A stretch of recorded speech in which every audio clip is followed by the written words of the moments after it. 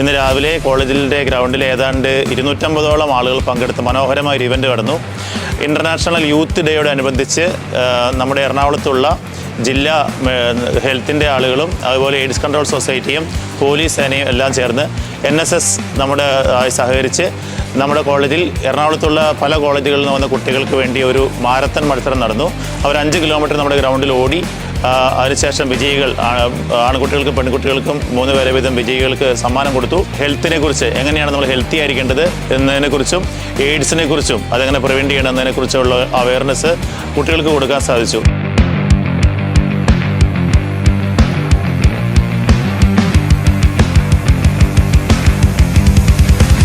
Health ഡിപ്പാർട്ട്മെൻറ്റിൻ്റെ കൂടെ തന്നെ NSS volunteers, SACS, കൂടാണ്ട് നമ്മുടെ സേക്രഡ് ഹാർട്ട് കോളേജ് തേവര എല്ലാവരും കൂടി ഒത്തൊരുമയോടുകൂടിയാണ് ഇത് നടത്തിയത്.